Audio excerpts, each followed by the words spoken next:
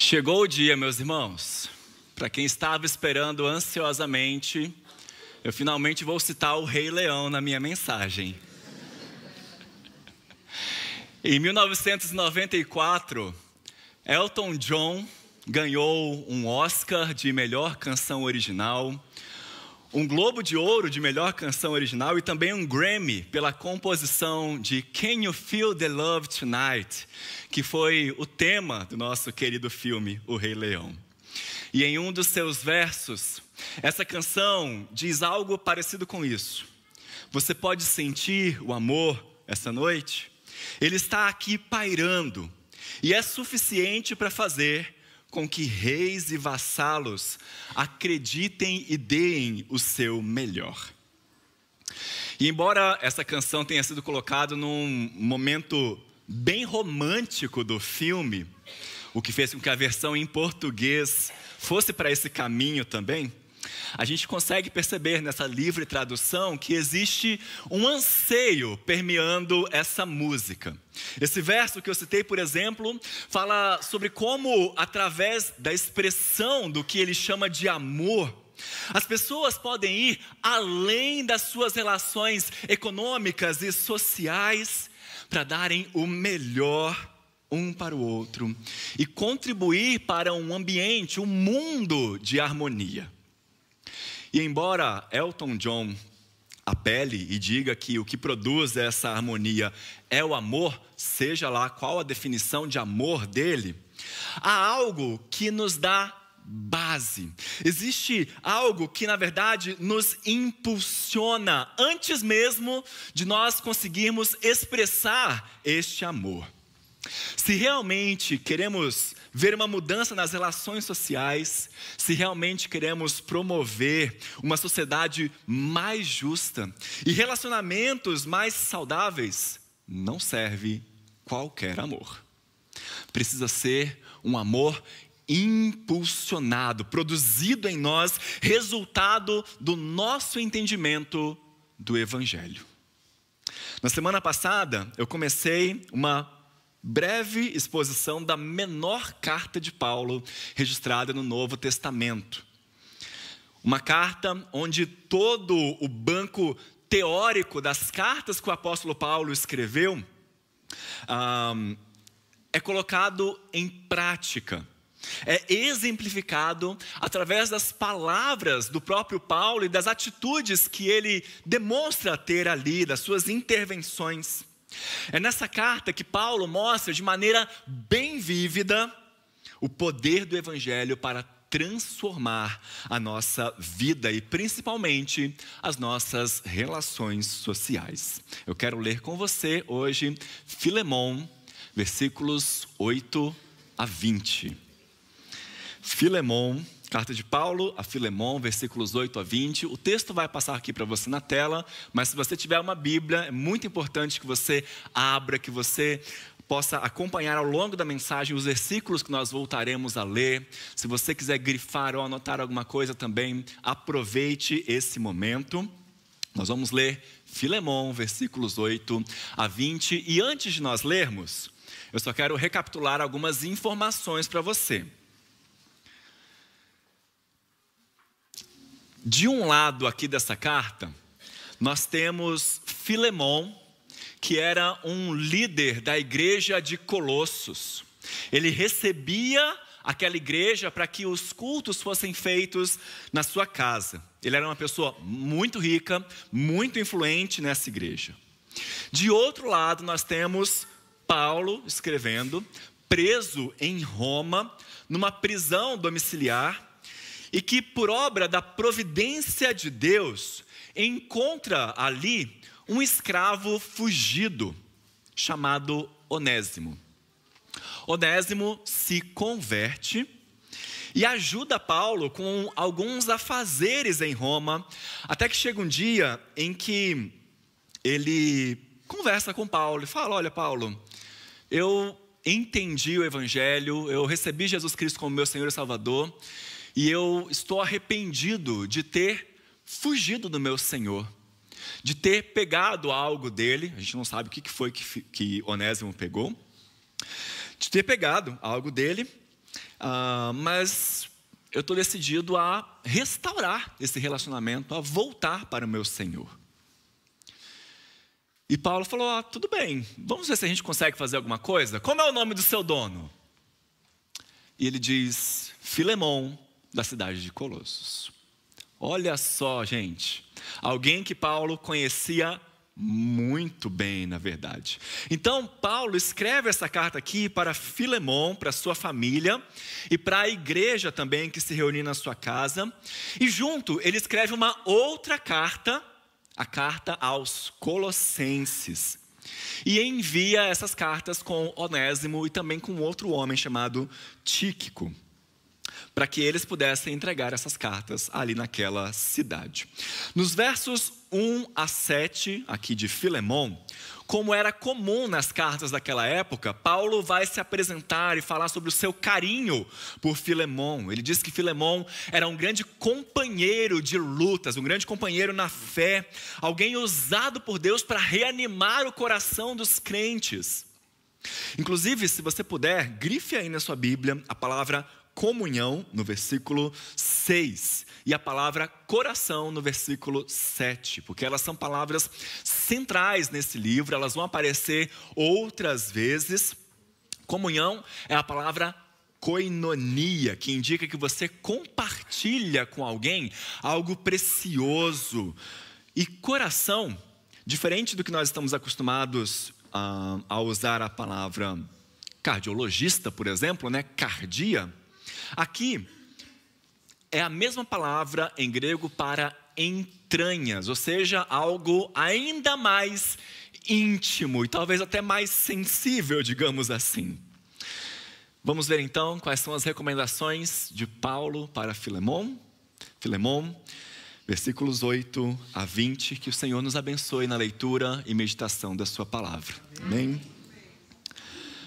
Pois bem, ainda que eu sinta plena liberdade em Cristo para te ordenar o que convém, prefiro, todavia, solicitar em nome do amor, sendo o que sou, Paulo, o velho, e agora até prisioneiro de Cristo Jesus. Sim, solicito-te em favor de meu filho Onésimo, que gerei entre algemas. Ele antes te foi inútil, atualmente, porém, é útil a ti e a mim. Eu te envio de volta em pessoa, quero dizer, o meu próprio coração. Eu queria conservá-lo comigo mesmo para, em teu lugar, me servir nas algemas que carrego por causa do Evangelho. Nada, porém, quis fazer sem o teu consentimento, para que a tua bondade não venha a ser como que por obrigação, mas de livre vontade.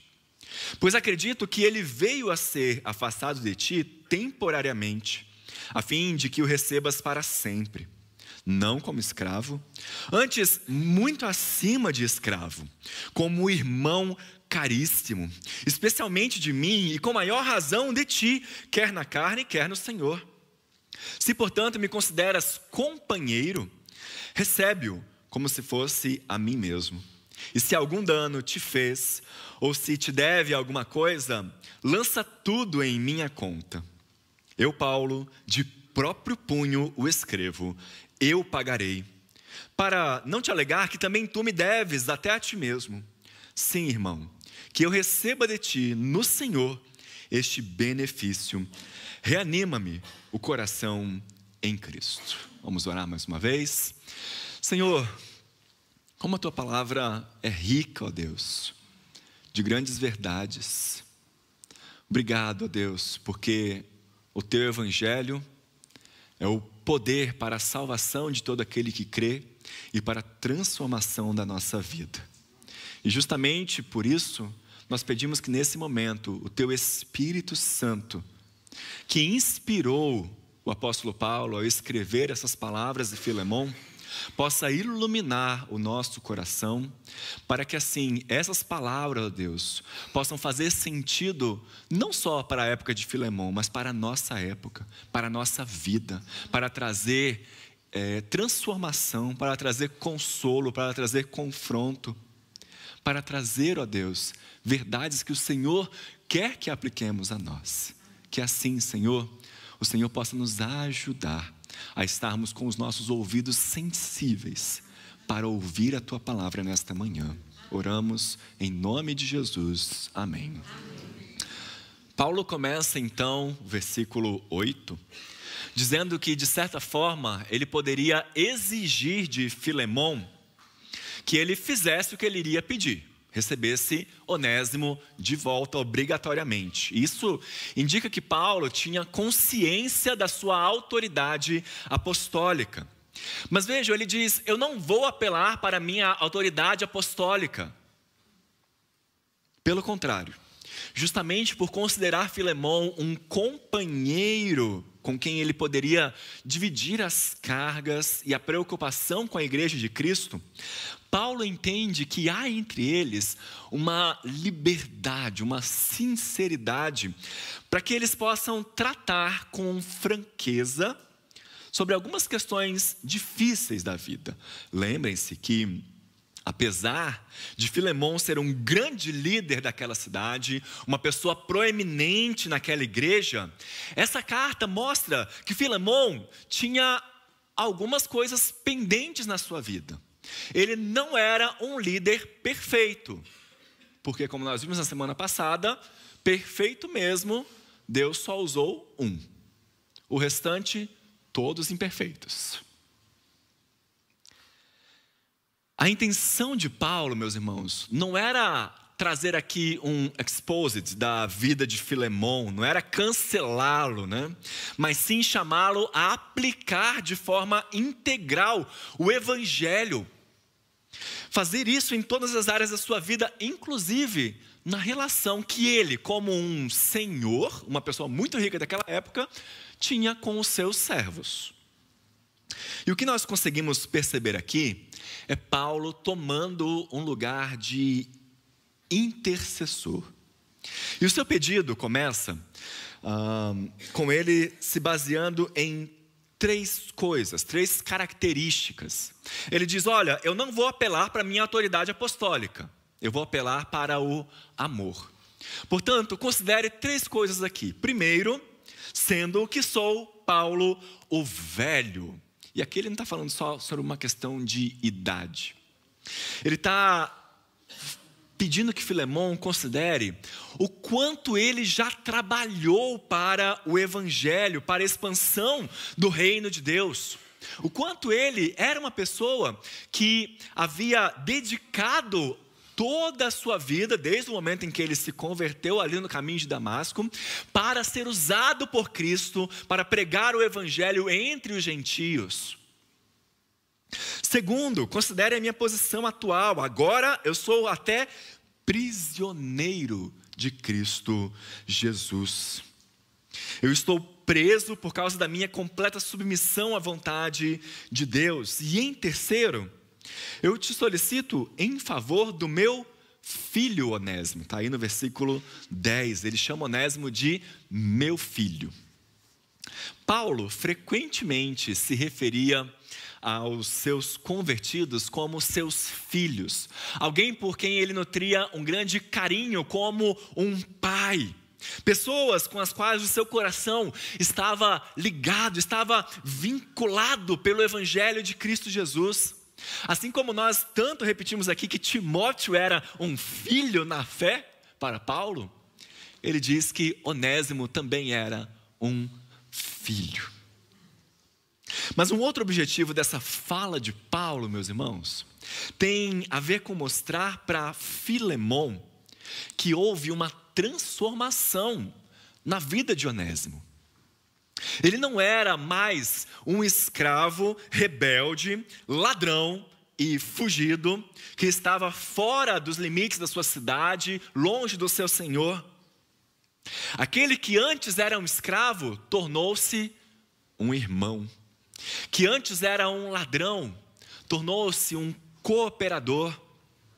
E mais no versículo 11, ele antes te foi inútil, atualmente, porém, é útil a ti e a mim. Aqui, eu não sei se a sua Bíblia traz isso, há um grande trocadilho, porque o nome Onésimo significa exatamente isso, significa útil.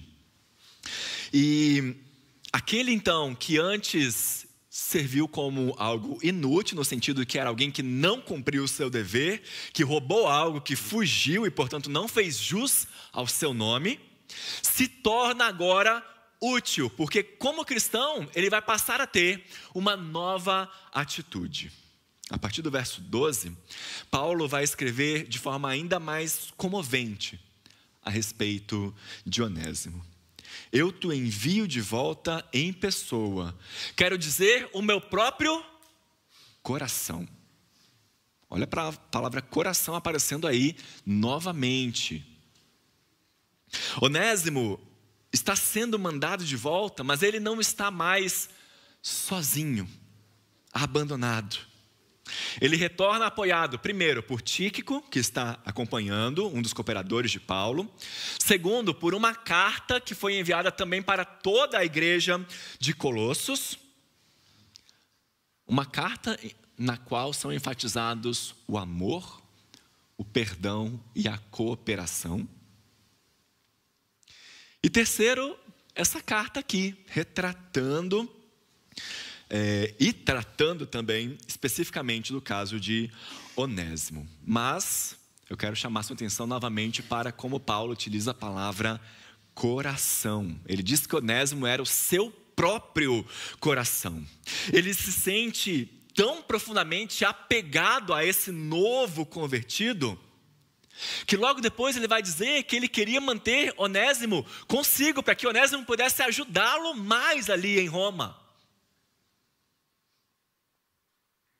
Mas um outro motivo pelo qual Filemão deveria receber Onésimo de volta é colocado por Paulo a partir do versículo 15.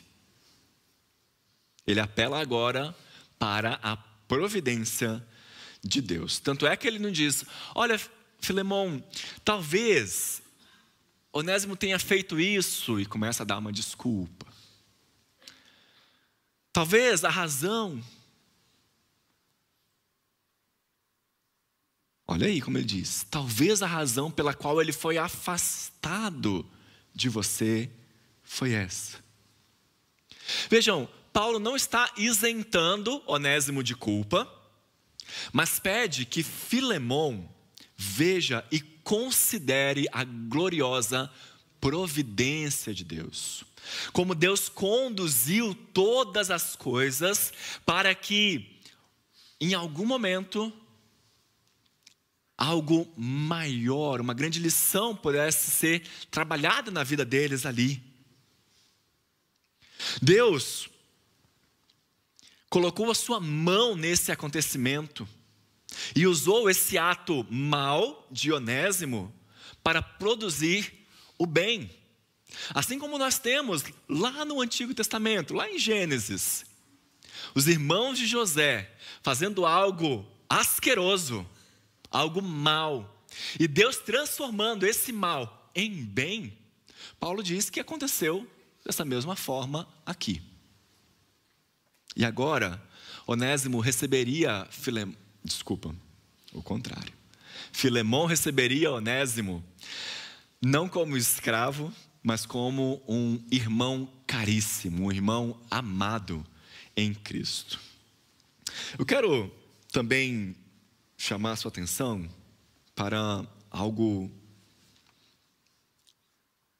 que é até curioso aqui. Paulo não pede em nenhum momento que Filemão liberte Onésimo. Aqui está talvez uma das questões a respeito dessa carta, da teologia de Paulo, que mais incomodam a gente. Ele vai mostrar que as estruturas sociais ainda existem, elas não deixam de existir, mas que elas são suplantadas pelo Evangelho. O Evangelho coloca as pessoas em uma nova relação umas com as outras. E por favor, não me entendam mal, eu não quero e não vou e não estou fazendo apologia à escravidão aqui. Primeiro porque a escravidão no Antigo Testamento era completamente diferente da escravidão do mundo greco-romano, que por sua vez também era diferente da escravidão do século XIX, pela qual nós tanto estudamos. Infelizmente, não vai dar tempo da gente discutir sobre todos os aspectos, né, desses 3 tipos de escravidão. Mas leve em consideração o seguinte: a escravidão no mundo greco-romano, ela envolvia uma relação mais econômica e militar, e não racial, como aconteceu no século XIX, e gerou vários absurdos. De qualquer forma, sempre que a Bíblia fala sobre a questão da escravidão do seu tempo, ou seja, a escravidão voltada para uma relação econômica, para uma relação militar, inclusive, ela vai buscar regulá-la, tornando-a mais humana, digamos assim. Quando os princípios da Bíblia são aplicados às injustiças sociais, eles promovem liberdade e justiça. E é por isso que, de certa forma, a Bíblia ataca sim, a Bíblia condena sim a escravidão moderna, as injustiças sociais, mas talvez não de uma forma tão direta quanto a gente gostaria, né? Porque esse não é o foco dela, embora ela perpasse esses assuntos. Então, a gente percebe que não era objetivo de Paulo acabar com a servidão de Onésimo, mas também não era fazer com que ela continuasse da mesma forma. Era mostrar que com o evangelho a relação entre senhor e escravo muda. Tanto é que ele também vai escrever na carta aos Colossenses: senhores, tratai os servos com justiça e com equidade, certos de que também vós tendes Senhor no céu. Aos Efésios, a recomendação de Paulo é ainda mais específica, mais elaborada. Ele diz assim, em Efésios capítulo 6, quanto a vós outros, servos, obedecei a vosso Senhor segundo a carne com temor e tremor, na sinceridade do vosso coração, como a Cristo, não servindo à vista como para agradar a homens, mas como servos de Cristo, fazendo de coração a vontade de Deus, servindo de boa vontade como ao Senhor e não como a homens, certos de que cada um, se fizer alguma coisa boa, receberá isso outra vez do Senhor, quer seja servo, quer livre. E vós, senhores, de igual modo, procedei para com eles, deixando as ameaças, sabendo que o Senhor, tanto deles como vosso, está nos céus, e que para com ele não há acepção de pessoas. Então, Onésimo deveria ser tratado não como alguém inferior, mas como um irmão amado. É isso que o evangelho faz conosco, meus irmãos. As relações deixam de ser econômicas. Você deixa de pensar no outro como seu superior ou como seu inferior. As relações deixam de ser de troca. Eu paro de viver pensando como é que eu posso me beneficiar dessa relação, como é que eu posso me aproximar de fulano para conseguir algo que eu quero, para conseguir um certo benefício, como é que aquela pessoa pode contribuir para a minha vida, o que eu posso ganhar com isso. E eu passo então a viver como um instrumento do Senhor, como eu posso contribuir para a vida do outro, para que Deus haja na vida daquela pessoa. Como é que eu posso ser instrumento para que aquela pessoa conheça a Deus e seja levada ao evangelho? Como é que eu posso exercer a minha profissão de maneira digna, contribuindo para uma sociedade mais próspera, mais justa, mais harmoniosa? E isso afeta todas as nossas relações, meus irmãos. Desde as mais próximas com os nossos cônjuges, filhos, pais, mães, até nossa relação com os nossos colegas de escola, com os nossos funcionários, com o caixa do supermercado, com o porteiro do nosso prédio, com o motorista do Uber.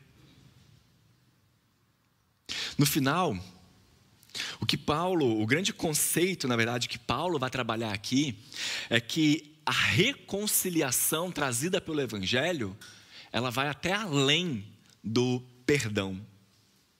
ela envolve a transformação das relações. Deus nos chama a refletir sobre as nossas próprias relações e a buscar a reconciliação onde houver necessidade. E aqui também está um tema que a gente não gosta de pensar muito, né? E aí? Existe alguma relação na sua vida que precisa de reconciliação?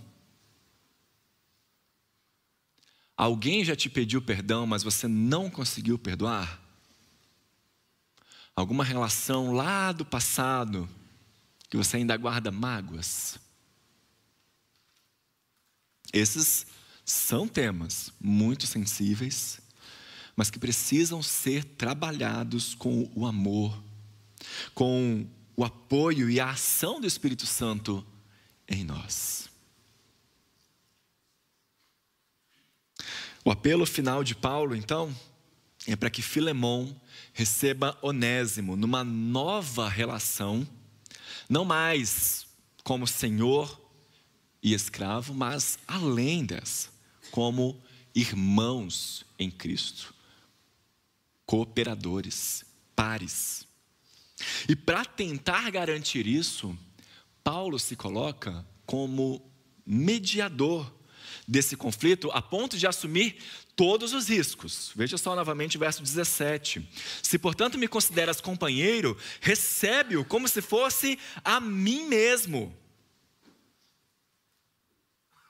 Quando ele escreve aí, se, portanto, me consideras companheiro, não é ele falando, olha, se você é realmente meu amigo. Não. É muito mais do que isso. Companheiro aqui é koinonos, uma pessoa com quem você tem koinonia, você tem comunhão espiritual. Mas ele vai além e diz também no verso 18, olha, se algum dano ele te fez, ou se te deve alguma coisa, lança tudo em minha conta. Queridos, a reconciliação que Paulo está pedindo que aconteça aqui, só é possível por causa do Evangelho. E no intuito de convencer Filemon, as palavras, as expressões que o apóstolo utiliza aqui são como uma indireta, como uma personificação, na verdade, do Evangelho. É como se Paulo estivesse dizendo também, olha Filemon, essa relação, esse papel que nós estamos cumprindo neste momento, Filemon como alguém que foi ofendido, Onésimo como um ofensor arrependido inclusive, e Paulo como mediador desse conflito, é um espelho de uma relação maior. A relação de Deus conosco, tendo Cristo como nosso mediador. E aí a gente recupera aquilo que ele falou no versículo 9, no versículo 10 também, porque assim como Paulo faz aqui, diante de Deus, Cristo é o nosso intercessor. Notem como isso é forte nesse texto, porque Paulo traz primeiro a referência àquilo que ele já fez em favor do Evangelho. Ele diz, olha, eu já sou Paulo, o velho, aquele que já trabalhou bastante em favor do reino de Deus. E diante de Deus, para que os pecadores possam ser trazidos a Ele, Jesus defende a sua obra por nós. Ele não está pedindo a Deus que ignore os nossos pecados, a nossa injustiça ou a nossa iniquidade. Mas a sua intercessão está baseada na sua obra, naquilo que Ele fez por nós. Ele veio ao mundo, Ele cumpriu de maneira plena, de maneira perfeita, de maneira efetiva a lei de Deus, como ninguém conseguiu fazer. Ele morreu na cruz. E Ele ressuscitou. E é isso que ele vem e apresenta a Deus em nosso lugar. Enquanto nós temos, como diria o profeta Isaías, trapos de imundícia, Cristo vem e fala assim: olha o que eu fiz, Pai, no lugar deles e por causa deles, como um substituto deles. Assim como Paulo fala sobre a sua situação atual como prisioneiro de Cristo, como um favor que deve fazer com que Filemão o considere digno de crédito, Jesus intercede por nós a partir da sua posição atual diante do trono de Deus. A Bíblia diz que é isso que ele faz continuamente. Há alguém que está assentado à direita do trono do Pai, intercedendo para que todos os que confiam nele tenham um fundamento seguro de perdão, de acesso ao trono da graça. E assim como Paulo fala sobre a sua nova relação com Onésimo, como alguém que se tornou o seu filho na fé, a intercessão de Jesus também está baseada nessa nova relação entre ele e todos os que creem nele. Ele veio em carne, ele possuía uma humanidade plena, completa e inalterada, e também possuía uma divindade plena, completa e inalterada, e isso o tornou mais do que o Filho unigênito de Deus. Paulo também vai dizer aos Colossenses que ele é o primogênito, porque nós nos tornamos filhos de Deus através de Jesus Cristo. Ele é o nosso irmão mais velho, aquele que intercede por nós. E além de interceder, Jesus ainda assumiu toda a nossa dívida para com Deus. Nossas ofensas, transgressões e pecados, ele tomou sobre si na cruz e trocou de lugar conosco. Na cruz ele diz: Pai,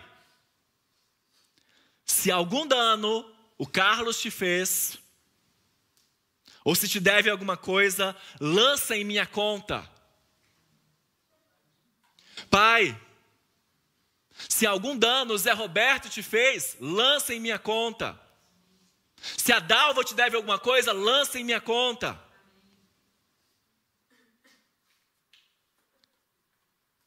E foi porque Deus lançou na conta de Jesus que hoje nós temos acesso ao trono da graça de Deus. Amém. Fomos reconciliados com Ele.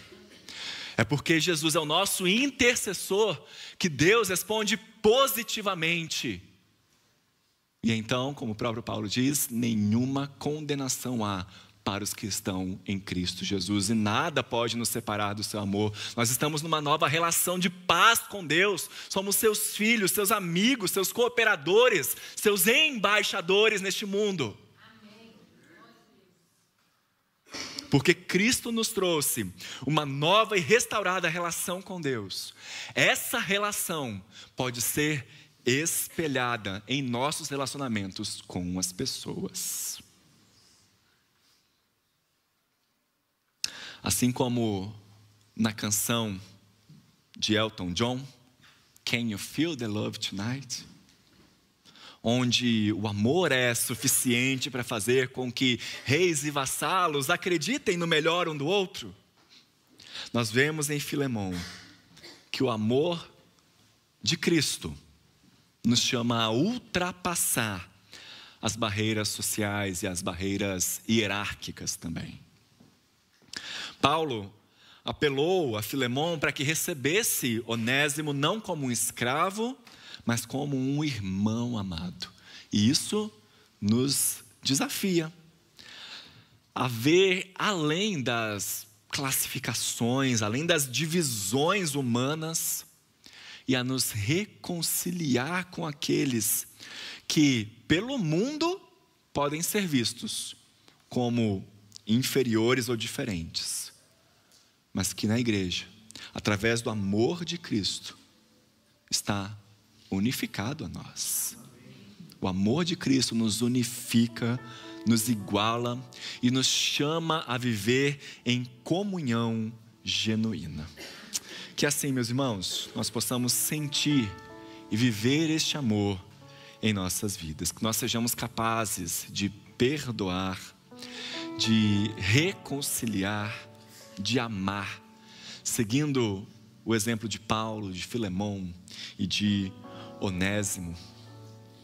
Deixemos que o amor de Cristo transforme os nossos corações, nos capacite a dar o melhor de nós uns aos outros, independentemente das nossas posições ou status. Que o Senhor nos ajude a viver essa realidade, sentindo e compartilhando esse amor que une não mais reis e vassalos, porque essa já não é mais a nossa relação, mestres e servos, mas irmãos e irmãs em Cristo Jesus. Amém? Que Deus te abençoe.